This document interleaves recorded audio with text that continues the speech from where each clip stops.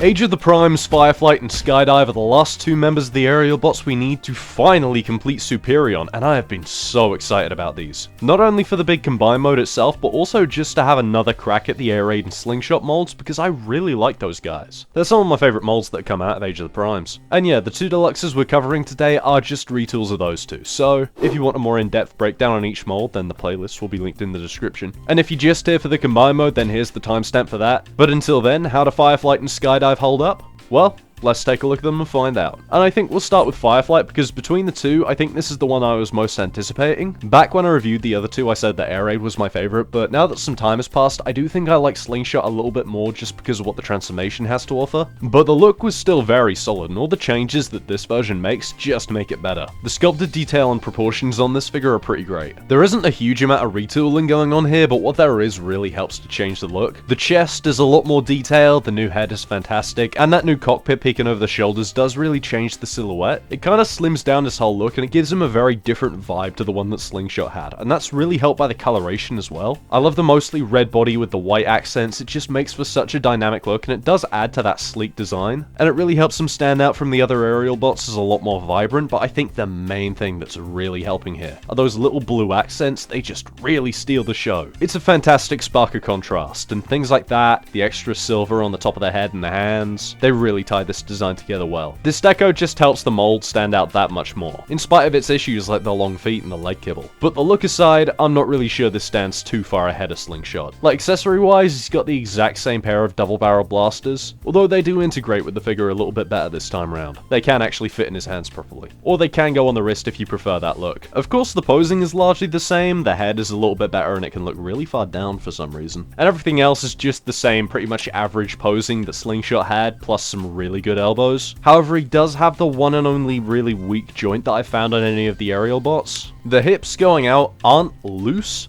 but they're not as tight as I'd like them to be, but the hips going forward and back are extremely tight, and that makes them kinda difficult to work with. I find that I have to hold onto the crotch to be able to move the hips forward and back, without just pushing them out sideways. But everything else, all the rest of the joints, the plastic feel, it's all pretty nice. And all in all, he is a pretty good feeling figure. He's just not quite as fantastic as the others, but I do think the look largely makes up for that. The conversion is of course the same and still just as fantastic. I love this process, and the tolerances with the conversion are pretty great as well. Although I do find that the back section holds together a little tiny bit less securely than it did on Slingshot. But it ain't a deal breaker for me, and the jet mode is pretty great. This is probably the furthest from the real world vehicle among the aerial bots. The Phantom wasn't quite this chunky and the wings were a lot further forward, but for a replication of the G1 animation model being retooled out of a Harrier, I'd say they did a really good job with this. The cockpit's of course new, the wings are new, and I believe the entire middle section of the jet mode, and there's some really nice painted detail on here. I love all those yellow and blue stripes. Hell, if anything, I think this alt mode is channeling a lot of the G1 toy. It just carries the same kind of vibe. And of course it does have all the alt mode benefits of its mold mate. The underside is incredibly clean, you have access to landing gear, there's some ports so you can plug on the weapons. It's a very good jet mode and a fine recreation of a real jet. But I wouldn't say in this mode that it's better than Slingshot. Maybe in the robot mode it's visually better, and the hand feel is about on par, maybe slightly worse. But it isn't exactly a staggering step up from Slingshot to Fireflight.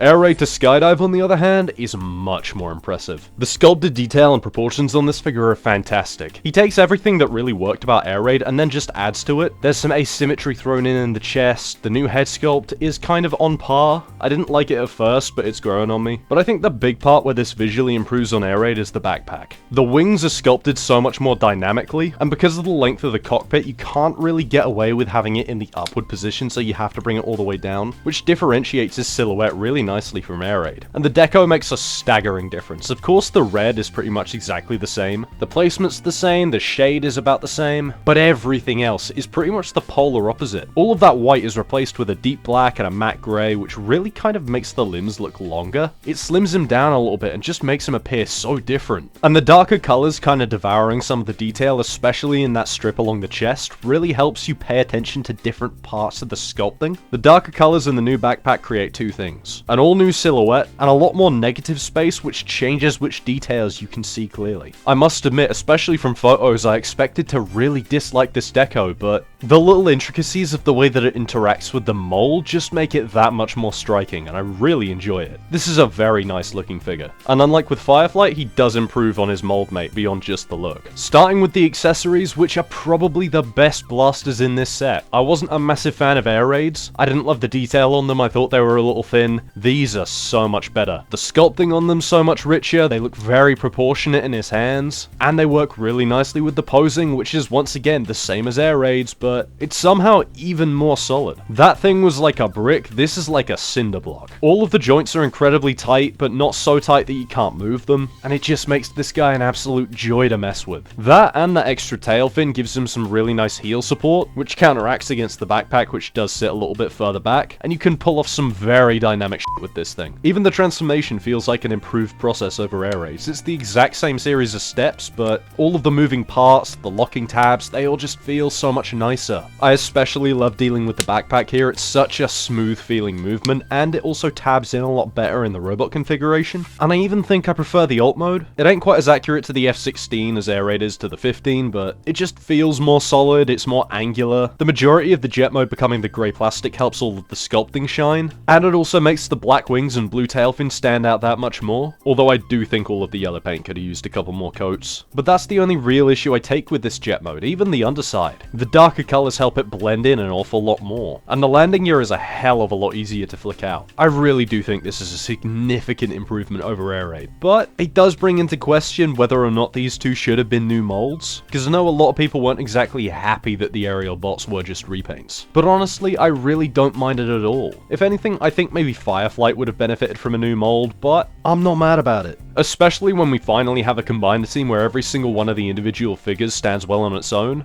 but the combiner is still this good.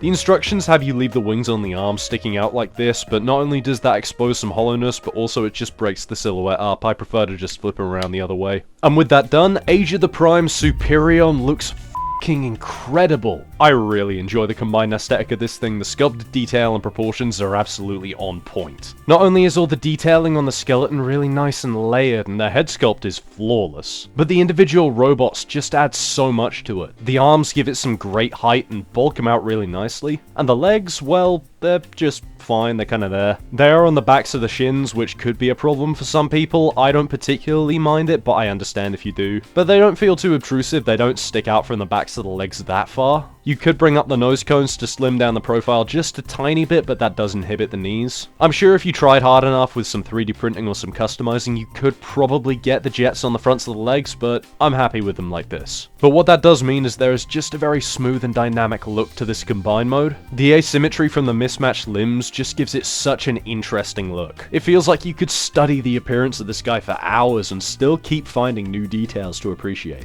And I love it. But beyond just the looks, I really appreciate the playability of this combine mode. The long blaster that came with Silverbolt is such a perfect addition. Not only is it as an accessory incredibly proportionate with the rest of the figure, but the fact that he has a couple of ways to hold it, either using the handle or tabbing it directly onto the arm, it gives you a really wide range of display. But the posing is by far the best out of any of Hasbro's modern combiners. Not only is there finally a combiner with a ball jointed head, so he's got so much more expressive range, but the incredibly solid and satisfying having ratchets across all of the load-bearing joints in this guy make it so much more stable than Devastator or Menasor. Menasor had ratchets in all the wrong places that limited the posing. Devastator was missing some in crucial joints that are already starting to get loose, for f***'s sake. But with Superion, they are all pretty much perfect and leave him with a lot of range and stability. Except for the knees, they could do with being a little tighter. I should probably get in there with a screwdriver at some point. And hell, there's even a secret Skybound third mode in there somewhere. This thing is beautiful. Also, I'm going to apologize for this thing. The shave is for a Halloween costume. I'm afraid that the MrLoubat will not be a permanent fixture of the channel. Well, hopefully will be a new fixture of the channel, as this definitely going to make filming the Christmas video easier. Anyway, this guy, I am so happy with the way that this thing turned out. The only thing that I really dislike about this guy, of course, I have brought up the knees. They're not a huge issue. I just wish that the combination was a little more fun. It's so simple and there's not enough of a challenge to it. With Devastator, it felt like building something up. This does feel like putting together a few very separate parts. But not only the individual parts themselves, but this hole you get at the end, it is so worth it to me. Not only was this combiner significantly cheaper than Studio Series 86 Devastator, coming in at about 180, 190, but you get an incredibly fun set of figures and a very, very solid combine mode, which obviously does look very good, despite the junk in the trunk. And there is just so much to explore and mess with on this guy. Like, if you're very careful with it, you can untab the back plate and get like a kind of a faux ab crunch on the go. It will, like, fall apart if you're not careful. Oh god. I am just happy with the way that this guy turned out, and I would definitely recommend him. If you aren't mainly buying the combiner for the combination itself, this one does everything right. I think it's better than Menasor, better than Devastator, and individually, maybe not Silverbolt, because, you know, it is essentially a Voyager for 90 bucks, but the individual limbs themselves do seem to justify the deluxe price to me. So yeah, that's been the Aerial Bots. And once again, if you did want to see a more in-depth look at Air Raid and Slingshot and Silverbolt himself, the playlist will be linked in the description. And if you agree that this guy's well worth the price, then please leave a like. If you disagree, then leave a comment, tell me what you think of this guy. And be sure to subscribe for the next one. I don't even know if the unboxing short for this guy's come out yet, but Try-On's next up on the list. Love this thing. And if you're feeling a little impatient to see this guy, then my Patreon is always an option, where you get early access, photo galleries, your name in the credits, the whole works. Right now though, it is Halloween when I'm recording this, so I'm gonna open these, go get some soup, and watch a horror movie. Anyway, ciao.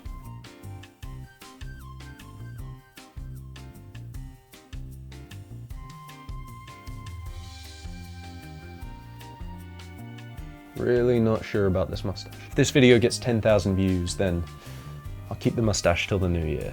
How does that sound?